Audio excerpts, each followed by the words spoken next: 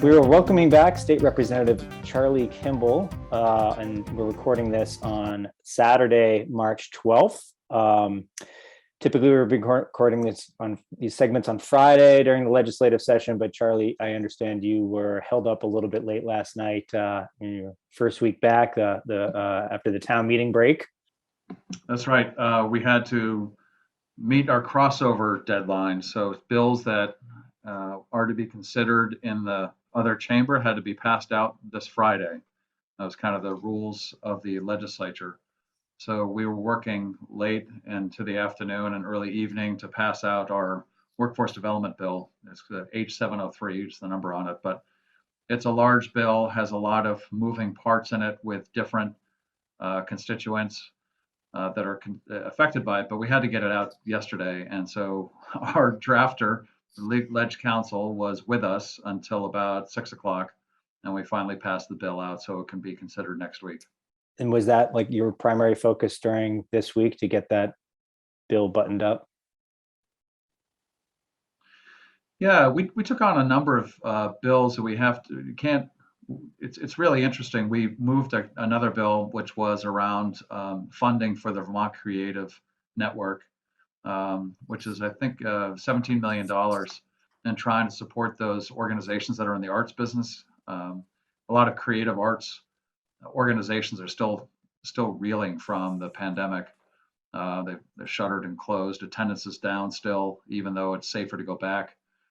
So they needed some additional financial help. So we passed something out of our bill trying to take it from money that had already been allocated to an economic recovery bridge grant. So we'll see if the rest of the legislature agrees with that concept and if that moves forward. But that, in addition, we were looking at another bill which is on scholarships that are given to Vermont National Guard members to pursue higher education.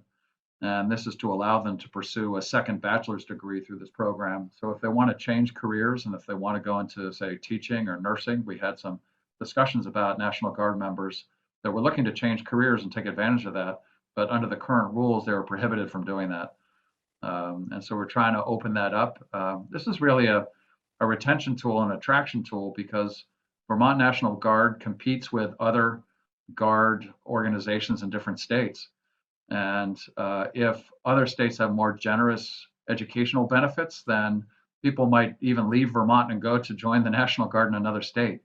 So we've had this program now for a few years, and it's cited as one of the reasons why people are joining Vermont National Guard and not joining another outfit. So it's really important for the ranks of the National Guard to provide this type of benefit. So we are doing that, and that's I think been well received, and so that's great. So we did that bill too. But the big focus for us in committee and trying to get bills out the door was this workforce development bill, and it's really, in total, it's about $100 million in spending, and it focuses on those types of really critical occupations that we need to support, nursing being the primary focus. And trying to get more nurses to become nurse educators. And nurse educators have to take a significant pay cut from what they get paid as a nurse in order to become an educator. So we're trying to provide some kind of financial incentive to make it so it's not such a decrease in pay. And then nurse preceptors, those folks that are on hospital floors that are training nurses that come on the floor. And, that's really difficult for a nurse to take on that essentially intern, but somebody with professional credentials coming on board.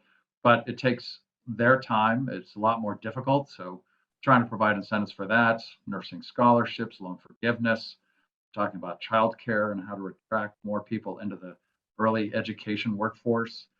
A lot of work's been done on that before, something called a Serve, Learn, and Earn program, which is an organization that's a consortium of the Vermont Youth Conservation Corps, Vermont Works for Women, Vermont Audubon Society, and Resource. They do a lot of work in a variety of ways, with construction intensives, weatherization intensives.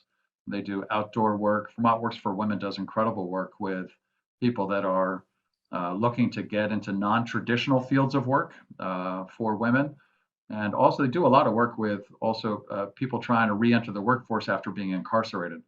So that they do a tremendous amount of work, and we're trying to provide them with some real live funding. So that's just some of the stuff that's in that bill. It's 50 pages, 100 million bucks. It's a lot. So it's we had to get through that. We considered. I was looking at the list of people that we've talked to over the past 9 weeks with this bill, and I think we've had testimony from at least 50 different people, maybe 100, that are all on these ideas of how can we reduce benefits for people getting back into the workforce? What are those benefits? What can we reduce barriers? I'm sorry, that are preventing people from getting back into the workforce. So one bill that got passed out from a different committee is to make it possible for a teacher to who is since retired, but to get back into the workforce and not be penalized on their pension, and to have it kind of reset. So that's important as we have a shortage in teachers too. I mean, they're really taking on the chin right now in terms of the stress level inside of schools. So that's something that was passed out of another committee. But what else can we do? So we've talked to people in the Older Vermonters Caucus, people that represent older Vermonters, and to see if there's any kind of barriers we can work on that. And there's some things we can do, but not much. I mean, employers who are looking for workers are willing to be more flexible right now, and having either part-time hours or work from home if that's possible with the type of job there is. And so I know employers are doing everything they can. So if they can find someone who has the experience and wisdom of an older worker, they're bending over backwards to make it happen. So there are some barriers around pensions, around losing Social Security or having a hit on the benefit that you have for your health insurance on the exchange. Because if you earn a little too much money, then your premium goes up. So we're trying to address a lot of those things in the bill, and some things we can do, some things that are really difficult. Just want to circle back to just for a procedural issue. Can you just remind viewers or educate those that don't know what what this crossover is all about and the urgency of getting bills out the door? I understand that it's if you get this week was the deadline for moving from a bill from one chamber to the other. So can you just describe what that urgency is like? Yeah, if it doesn't make it out of your committee in the legislature by this Friday, yesterday, then essentially it's dead for the session, and it's not going to be taken up. And that's important because usually in this year, this is the second year of a biennium, which means that the bill has to be introduced in a new legislative session with new legislators that might have a different opinion on it. So if it's something that you want to see accomplished in your term in the legislature, then you've got to get it out of committee by this Friday. Then the money committees, appropriations, ways and means, those are the committees that look at the budget and also how you're going to pay for it, what kind of taxes are allocated towards that particular program. Then they look at it in the next week, and then the budget has to go really out the door by the end of next week. So they have a lot of pressure on them. So they're looking at all the money being voted out of the policy committees. I mean, this $100 million then throws a wrench into what other committees are submitting. So it's a really difficult task to figure out, okay, then what's all the money that's swirling around aside from the policy? I mean, we can say we support this, but really, if there's no money attached to it, it's kind of an empty promise. Your values are defined by how much money you put it in a government or in a legislature, and all the intent in the world is great, but unless there's money behind it, it doesn't mean much. And so this typically happens around town meeting. Last week was town meeting, and you had the week off from legislative business. So what? I mean, we saw you. Our cameras were out at the Plymouth town meeting, and you had a lengthy Q&A with the audience there. So what did you do around town meeting, and what typically is sort of expected of you, and what's your level of involvement in the three towns that you represent? Yeah, thanks. It's different. Town meeting is held at different nights or different days, depending on which town. So typically Woodstock meets on Saturday, starting at 10 in the morning or 9 in the morning, and it goes until there's a break for lunch, and then meet back in the afternoon. And so by 3 or 4, you're finally done. Reading typically meets on Saturday before town meeting day, and they do a little quicker. There's great coffee and donuts. Usually love that. And then Plymouth, the other town I represent, is typically a Monday night before town meeting day, and they have and and that's held at the municipal building in Plymouth. And there's no coffee or donuts there, but it's usually a crowd of about 30 people that show up. This year was totally different. So the information session for Woodstock was on Saturday, and that was held in person and also by video, and that made it really different. So there are a lot of people online, and people did make comments. They're asked to comment from Zoom, and they did. So I think the participation level is probably about the same. In Reading, also the same thing. So I went to the Reading in person, and there was town meeting also with Zoom participants, and they were asking questions. And in Plymouth, there was also, you could log into the meeting, and there was about 30 or 40 people that I think were, well, there's probably about 20 people that were in the room, and I'm not sure how many were on video, but so that happened on Monday night as usual. And then Tuesday for me, I stood outside the Woodstock Town Hall and talked to people as they're coming in to vote. I was gaining petitions for my lieutenant governor race, or signatures on my petition for that.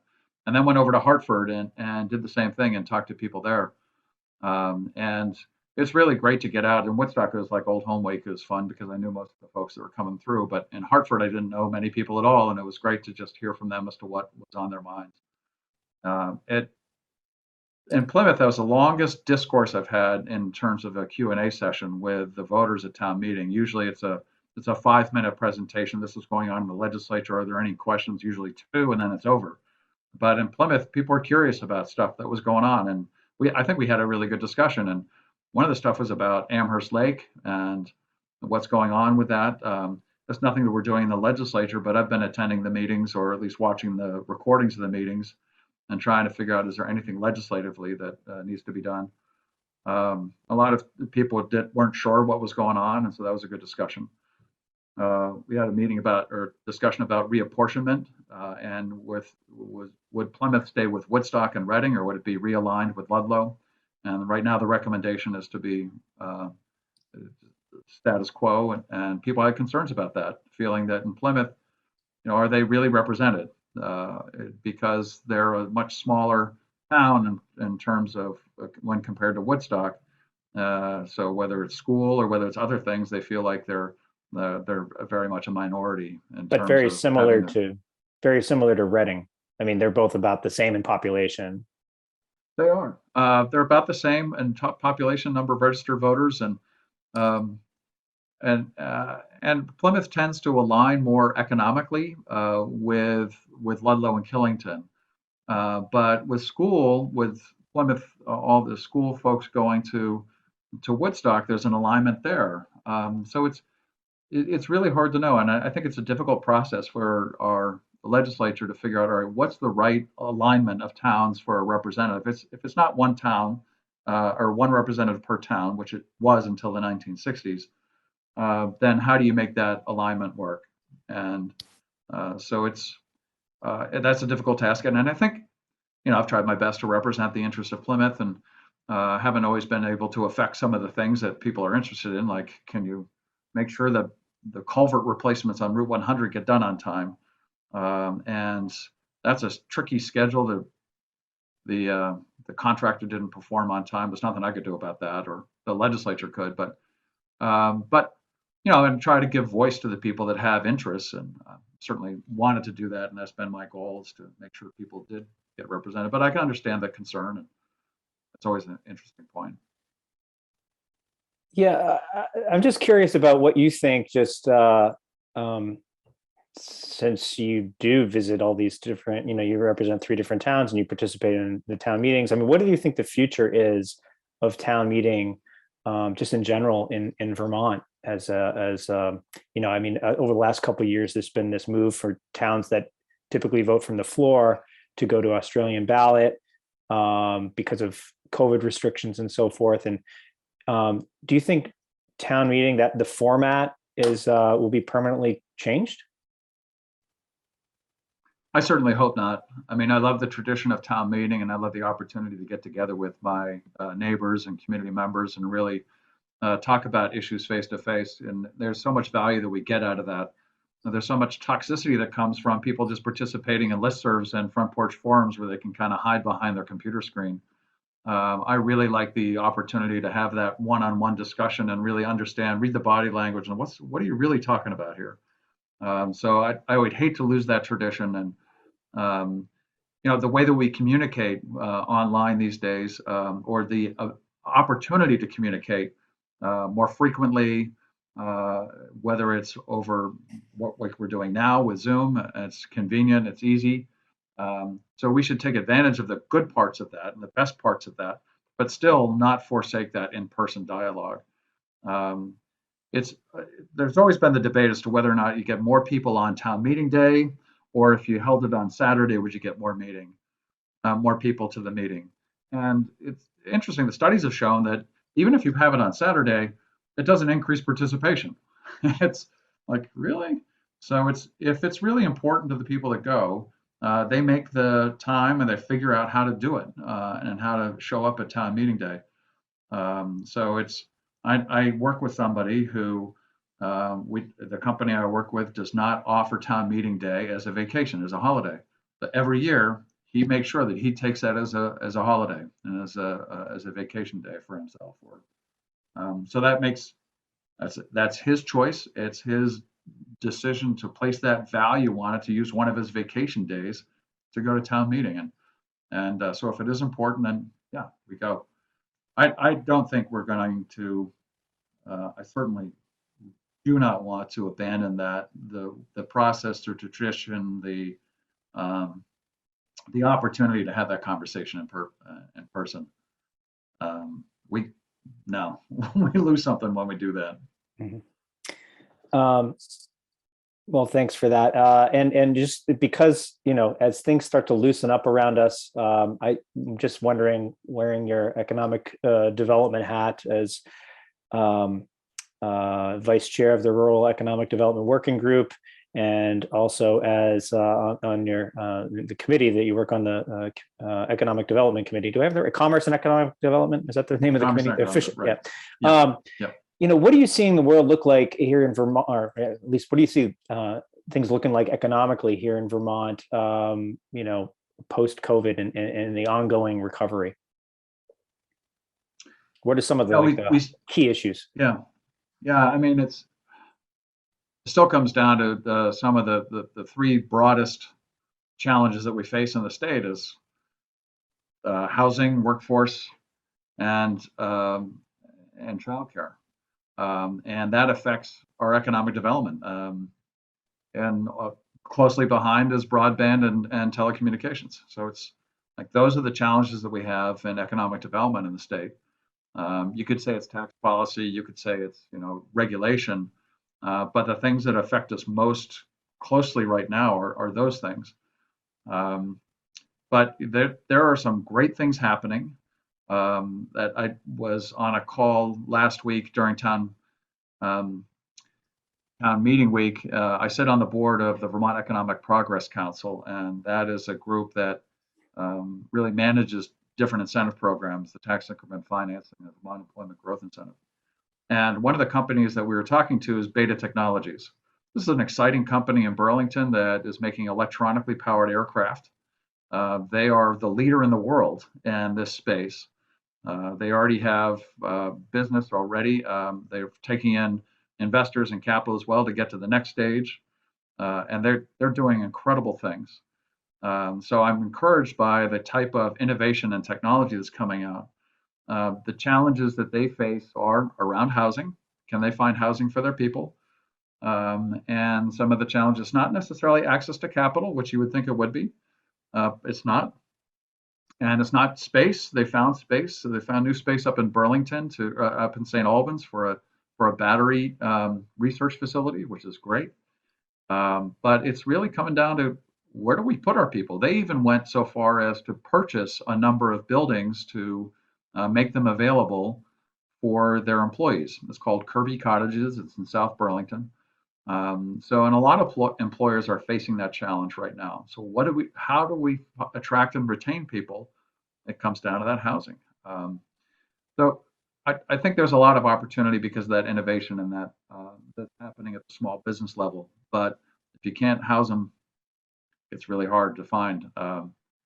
Also, last week heard from the person who's managing the Vermont Refugee Resettlement Program, and they've had an influx of Afghan refugees that have a special status. They're not legal refugees at this point, but it's something more emergent than that as they make that transition. And she's talking about the number that we've had over time, and certainly having immigrants and refugees or immigrants in our state has provided an incredible source of labor and innovation and knowledge, families. And we want to continue that. So the average has been about 350 refugees coming into the state per year. Over the last few years, it's been substantially smaller than that as the refugee program across the country has been significantly cut. But that's started to open up again. And so far, they've established and found a lot of people throughout Vermont that have offered apartments to these Afghan refugees, of saying, "Hey, we'll take you in." A great outpouring of support to say, "Let us help you." I think similar to what we've seen with Poland opening up its doors to Ukraine and Germany opening up to Ukraine. And folks are saying, we'll help you. The interesting thing is to try to make sure that there's that system of supports around them and that they can find people that are either knowledgeable of their culture. They can find the foods. They can find places to worship in the way they want, and the kind of support systems around the family that might not be available in rural Vermont. So to really have them settle in places where they can rely on one another and build that kind of community. So it's fascinating. So anyway, so on the economy, good things happening. Have to solve the issue around housing. Have to solve the issue around childcare. And a lot of that is related to the pandemic. So the quicker we get it behind us in the rearview mirror, the better off we're going to be. But I'm positive, I'm optimistic, but it's just going to be a little bumpy. Long road ahead. Yeah. So one thing I wanted to just shift gears briefly, because with the legislature back in session and being crossover week, there's been a lot of there's been some newsworthy movements, and one of them was was it the override of a veto about Brattleboro's charter change? Right. Yes. So Brattleboro 2 years ago, I believe, had voted by a margin of 2-1 to open up its voting to individuals who are 15 and 16 years old, maybe 17 as well. And the Brattleboro, in doing that, is trying to engage its younger citizens as a way to really get involved, and that has proven to have, with more engagement, there's a healthier community in terms of people just being involved and speaking to one another and just overall community involvement. So that was what Brattleboro wanted to do. And this is charters of each municipality, and not every municipality has a charter. And so if a town doesn't have a charter, then it has to go by the laws of the state. It's called Mason's Rule. No, not Mason's. Yeah, I'll think of that in a minute. But anyway, so and some cities have asked for their charters to allow for people to vote who are not necessarily of legal age, being 18, and legal age in order to enter into contracts. Or in Montpelier and Winooski's case, they wanted to have non-citizens be able to vote. People who are here legally, but they are not U.S. citizens, but they're still active in their communities. They're paying taxes, doing that kind of stuff. So the governor vetoed the charter change that had been approved by the legislature. Brattleboro clearly demonstrated that it was in favor of it. It came to the House and it was closely contested. Needed 100 votes in order to carry, 2/3 of the 150 members. And then you look to see, okay, how many members are here? Because it's 2/3 of the members present as long as you have a quorum. We had 149 people in person, and that meant that we needed 100 votes to override the governor's veto, and we had 102.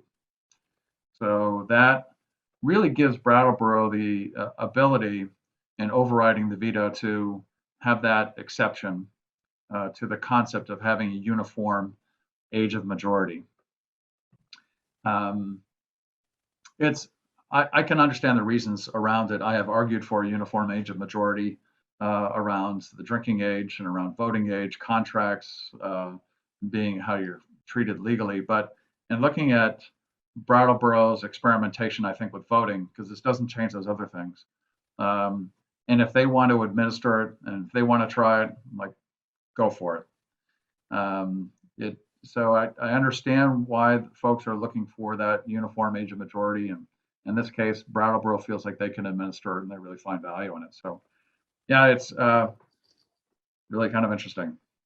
So Brattleboro voted to allow 16 and 17-year-olds to vote by way of a town meeting vote a couple years ago. That would require a charter change. And can you just briefly describe what that relationship is between a municipality and the state's jurisdiction over a municipality charters? Sure. If a lot of towns don't have charters, most towns don't. So that when a town doesn't have a charter, then they have to go by the laws of the state. When a town does have a charter, then it gets specific authority by the legislature to do something which is not provided in state law. And so it then might be different than what's in state law.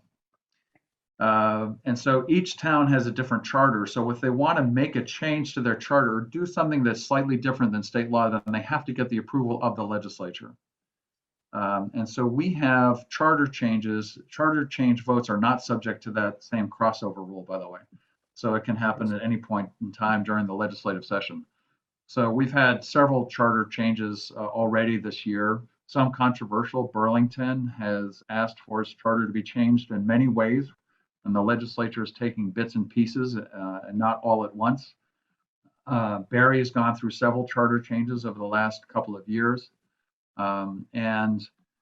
So when that happens, for instance, Burlington has in its charter the authority to charge up to a 2% local tax on rooms, meals, alcohol, and sales. Rutland also has that same thing in its charter. Both communities have to collect those fees themselves. So in other towns, that's not authorized. Those are the only two towns in the state or cities in the state that have that authority to charge that local sales tax. But there's a local options tax that many other places have, including Woodstock, and I think there's about 23 towns that have a local options tax. What happens is then the retailers and hoteliers and businesses who charge that tax have to then send the money to the state. The state then takes a cut and sends it back to the town. So it's not in the town's charter in order to collect those taxes. And if you think about it, the cost of setting up that collection system is probably equal to the cut that the state takes. Not exactly, but maybe about that. So anyway, so the charters are maintained by the legislature. So a town, when it votes to change its charter, still has to get the approval by the legislature. Okay, so I might have misspoke. I thought it went to the governor and he denied it, and the legislature overrode or vetoed it, and you overrode the veto. Right. So the legislature has to vote on it. The governor has to agree. And if Uh-huh. the governor vetoed so the town asked to change its charter. Its voters said yes. Yeah. Went to the legislature. Legislature said, yeah, okay, we get Okay. it. And We so the approve it. governor did And then veto it. governor vetoed it then. Okay. Yeah, right. Yeah. I thought I So heard it. like All right. all bills, yeah, all charter changes have to go to the governor too. Yeah. Gotcha. Well, I wanted to end on a little celebratory a note of celebration, we'll say, of your town, Woodstock, made some news this week with the girls' hockey team winning the state championship. How do you feel about that? Yay! Yeah, Excellent. Beat the tremendous town of season. Hartford. Yeah, tremendous season. Was it 19-1 coming into the final game up in Gutterson, and it's just tremendous to have the program. The Woodstock girls hockey team is it's sometimes been really strong and other times has struggled, and so for them to come through a season like they did, and I'm glad the loss that they had was not in the playoff series, but the last the last game in the regular season. And then to go into the playoffs and win is just really exciting. I'm happy for them, and that's tremendous. And that provides some real community spirit and some spirit inside of the school. There's other great things happening. I just heard one particular resident, maybe of Killington, but a student at Woodstock High School was just uh, approved to enter the final in the poetry slam, essentially, for the state. Wow. And it doesn't get as much headlines, but it's really exciting when you see that. Or another student I just saw was one of the students of the month at the Hartford Career and Technical Education Center. I mean, that's excellent. We have to make sure that we are recognizing those things as well. They don't get the airtime, but it is great to have the girls hockey team win, and very exciting. This is wonderful, and just hope that let's see if we can repeat it next year. Yeah. Mm-hmm.